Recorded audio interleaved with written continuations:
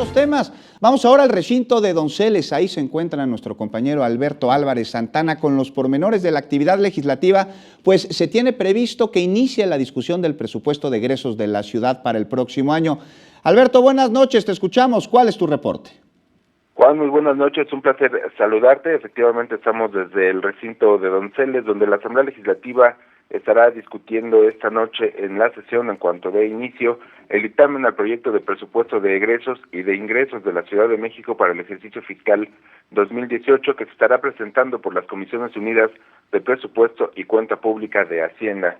Esto, Juan, es con la intención de tener certeza con respecto al presupuesto que habrá de ejercerse para el próximo año, el cual se estima tendrá un monto de 213,264 millones de pesos, lo que implica un crecimiento de 4.1% en términos reales y 7.2% en términos nominales. La importancia de esta discusión, Juan, radica en el Fondo para la Reconstrucción de la Ciudad de México, el cual se está estimando, ya nos decía hace algunos días el presidente de la Comisión de Gobierno, Leonel Luna, nos decía que se tienen ya garantizados 5,000 millones de pesos para el Fondo de Reconstrucción de la Ciudad de México.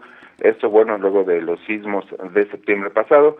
Sin embargo, se espera que el presupuesto pueda mostrar un crecimiento, ya que se puede mezclar con los fondos federales para poder alcanzar un total de 220,000 millones de pesos. Se está buscando que se puedan asignar mayores recursos a lo que va a ser el Fondo de Reconstrucción de la Ciudad de México. Y también en el rubro de justicia se tiene considerado un aumento de 8%, en protección ambiental 6.5%, de vivienda 6.6% y al transporte en 12%. Es decir, el presupuesto para 2018 estará presentando importantes crecimientos en diferentes rubros para mejorar la vida en la Ciudad de México. Seguimos al pendiente aquí en el recinto de Donceles para poder checar y llevar la información al momento de lo que ocurra en esta sesión en la Asamblea Legislativa.